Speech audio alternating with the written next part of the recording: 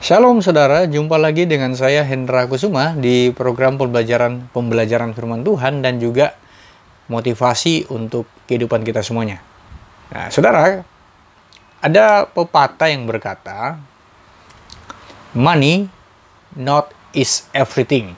Ya, money not is everything, but everything need money. Uang bukan segalanya, tetapi segalanya butuh uang, saudara.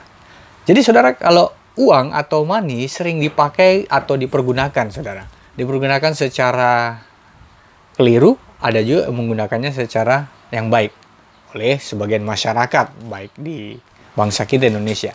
Uang kerap kali dianggap sebagai kambing hitam, ya kan? Uang juga seringkali dianggap sebagai kambing hitam, terjadinya sebuah permasalahan dalam keluarga, dalam usaha, dalam hubungan pertemanan. Selalu hal-hal yang berhubungan dengan uang itu selalu mendatangkan hal-hal yang negatif kalau dalam konteks permasalahan. Sehingga saya katakan tadi bahwa uang itu seringkali dijadikan seperti kambing hitam.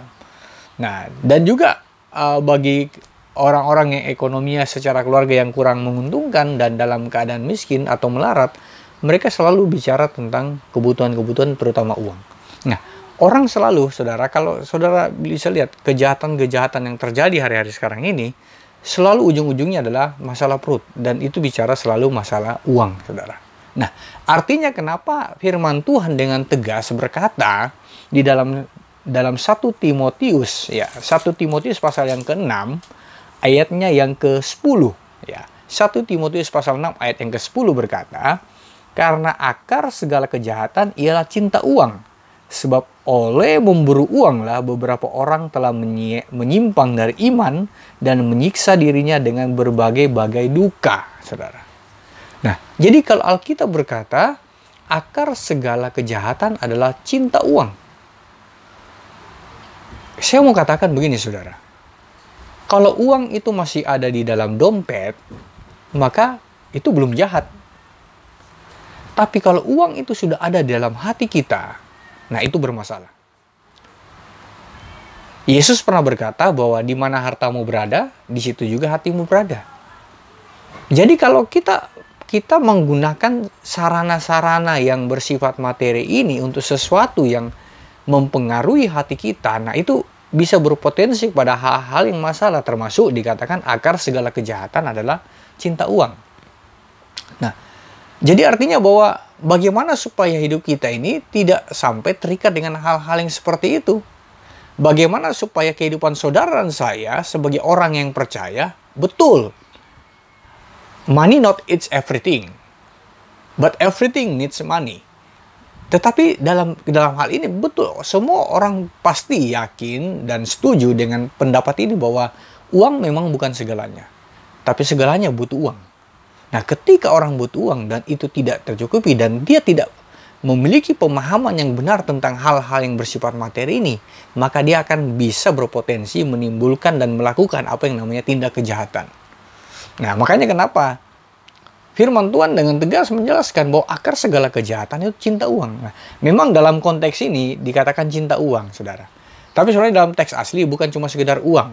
Dia bicara tentang mamon. Nah, mamon itu bukan soal uang, materi, saudara.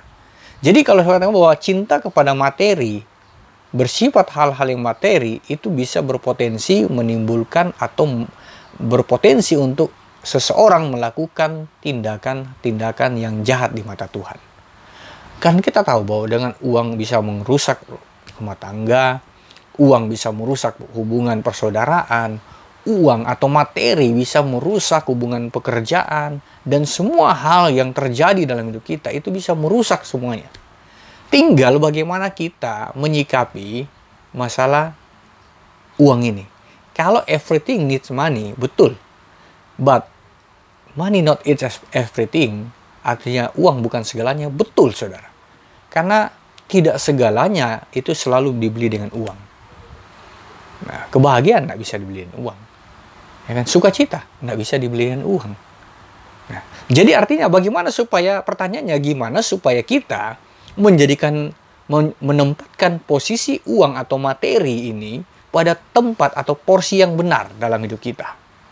Bagaimana supaya kita bisa menempatkan posisi materi atau uang itu pada porsi yang tepat, sehingga kita tidak memiliki potensi untuk menjadi orang-orang yang menggenapi apa yang dikatakan dalam surat 1 Timotius ini, saudara. Bahwa akar segala kejahatan itu adalah cinta uang. Yang pertama saya mau katakan bahwa kalau kita tidak mau menjadikan ini atau uang atau materi menjadi prioritas yang utama dalam hidup kita, maka yang pertama, yang simple aja, maka engkau harus menempatkan posisi Tuhan menjadi prioritas di dalam hidupmu. Itu. Hukum Taurat berkata, yang pertama, mengasihi Tuhan itu dengan segenap hati, dengan segenap akal budi, dan segenap kekuatan kita.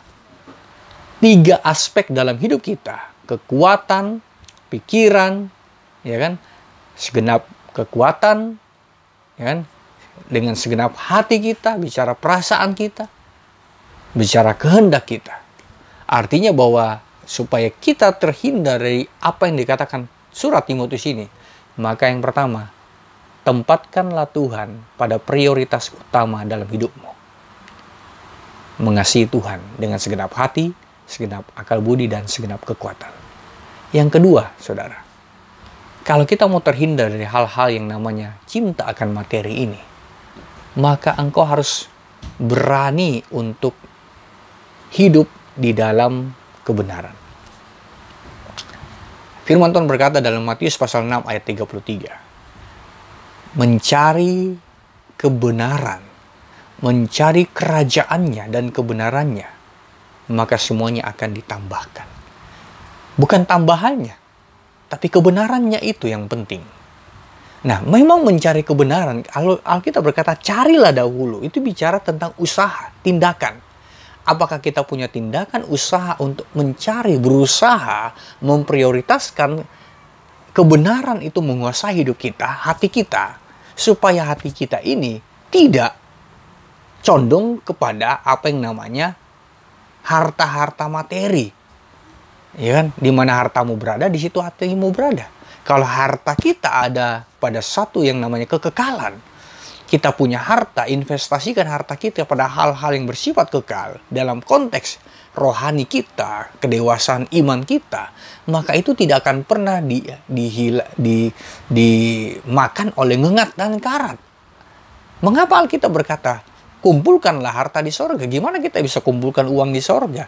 Jangan diinterpretasikan, oh kita persembahan itu seperti kita berikan uang kita, itu kita seperti mengumpulkan harta di sorga. Bukan. Menginvestasikan sesuatu yang kekal itu bukan bicara materi. Tuhan nggak bicara materi ketika bicara tentang kekekalan. Dia bicara tentang spirit, roh hidup kita. Maka dikatakan bahwa roh itu yang harus dikuasai oleh Roh Kudusnya sendiri. Nah, itu sebabnya kenapa kita dikatakan penyembahan itu roh kita menanggapi roh Tuhan. Jadi artinya yang kedua, kita belajar bahwa ketika kita tempatkan Tuhan dalam posisi yang benar dalam hidup kita, yang kedua kita belajar bahwa jangan sampai kita menjadi orang-orang yang justru tidak memiliki usaha bertindak untuk melakukan kebenaran. Carilah dahulu. Nah, supaya apa? Kita tidak menjadi orang-orang yang berpotensi melakukan kejahatan di mata Tuhan, karena akar segala kejahatan adalah cinta akan materi. Bukan cuma uang, materi. Jadi bukan cuma uang, saudara. Jangan garis bawah cuma uang. Uang itu bicara materi, harta, materi, mobil saudara, kekayaan saudara itu materi, pekerjaan saudara itu bicara materi juga. Jadi Tuhan mau tempatkanlah Tuhan pada porsi yang tepat, yang benar dalam hidup kita. Dia mau ada dalam hatimu. Makanya dia bilang hukum yang pertama, kasihilah Tuhan dengan segenap hati, segenap akal budimu, dan segenap kekuatan. Nah, jadi artinya itu yang Tuhan mau dalam hidup kita. Karena saya mau katakan ini, terakhir saya mau katakan gini, saudara. Engkau mungkin mungkin punya uang. Ya, seperti saya katakan bahwa uang itu selama ada di dalam dompetmu, di dalam rekening bankmu, itu tidak dosa. Tapi kalau uang itu sudah ada dalam hati kita, itu masalah. Karena saingan Tuhan Yesus itu bukan iblis. Saingan Tuhan Yesus itu bukan kuasa gelap, bukan okultisme, tapi saingan Tuhan Yesus itu adalah mamon, saudara, materi. Makanya dia berkata, dia ingatkan bahwa tidak seorang pun dapat mengabdi kepada dua tuan, kepada Yesus atau kepada mamon. pasti dia akan lebih condong kepada satu yang lainnya. Maka Tuhan juga ingatkan buat kita, kalau kita tidak mengabdi kepada Tuhan, maka kita akan mengabdi kepada Tuhan yang salah, yang namanya materi. Dan Tuhan bilang, kalau engkau mengabdi kepada yang namanya materi, maka akar dari segala kejahatan. Ketika engkau mencintai, memprioritaskan, menempatkan hal-hal yang bersifat sementara itu dalam hatimu, dan engkau mengabaikan hal yang kekal itu dalam hidupmu, karena hal-hal yang bersifat materi itu. Jadi saudara, lewat kebenaran ini saya mau katakan buat kita, bahwa ingat, bahwa dalam hidup ini, yang berpotensi mencondongkan diri kita kepada hal-hal yang bersifat kekal itu adalah hal-hal yang bersifat sementara. Mengapa Tuhan Yesus ketika pertama kali dicobai di padang gurun setelah dia berpuasa 40 hari 40 malam, Alkitab berkata, maka laparlah Yesus. Kenapa Alkitab menuliskan dengan jelas Yesus lapar? Apakah betul dia manusia sejati, dia bisa lapar? Tapi kenapa itu yang duluan? Maka laparlah Yesus. Karena orang-orang yang lapar berpotensi melakukan yang jahat. Maka iblis tahu, bagi mereka yang lapar dengan materi, iblis tahu ada celah buat mereka, untuk mereka digoda dan melakukan hal-hal yang tidak benar, yang jahat di hadapan Tuhan. Tapi ketika engkau tempatkan Tuhan dalam posisi yang tepat dalam hidupmu, maka hal yang materi itu bisa lewat begitu saja. Karena kita punya hal-hal yang bersifat kekal dalam hidup kita, yang kita simpan dan kita prioritaskan dalam hidup kita. Dua hal ini yang saya mau bagikan buat kita. Tempatkanlah Tuhan dalam porsi yang tepat dalam hidupmu. Yang kedua, berusahalah dan bertindak untuk mencari kebenaran itu, sampai kebenaran itu menguasai seluruh aspek hidupmu, dan kebenaran itu terrepresentasi dalam setiap tindakan, perilaku kita setiap hari. Biar nama Tuhan dipermuliakan. Karena ingat sekali lagi, Tuhan Yesus tidak punya saingan yang namanya iblis. Iblis sudah dikalahkan 2000 tahun yang lalu ketika Yesus terpaku di kayu salib dan ketika dia bangkit. Tapi Yesus punya saingan sampai hari ini yang namanya materi, mamon. Hati-hati dengan mamon. Maka karena mamon itu adalah akar dari segala kejahatan. Tapi dengan mamon pun kita bisa melakukan sesuatu, asalkan mamon itu tidak ada dalam hati saudara. Makanya Yesus berkata, ikatlah persahabatan dengan menggunakan mamon. Karena uang juga bisa digunakan untuk hal yang positif. Kita bisa membantu orang lain, dan orang lain bisa diberkati lewat hidup kita, lewat mamon yang kita berikan, dan mereka bisa terbuka hatinya untuk bisa melihat bahwa representasi kebaikan, kebenaran yang kita cari itu teraplikasi dalam perbuatan kita, sehingga kita bisa jadi berkat buat mereka. Tuhan memberkati kita semuanya.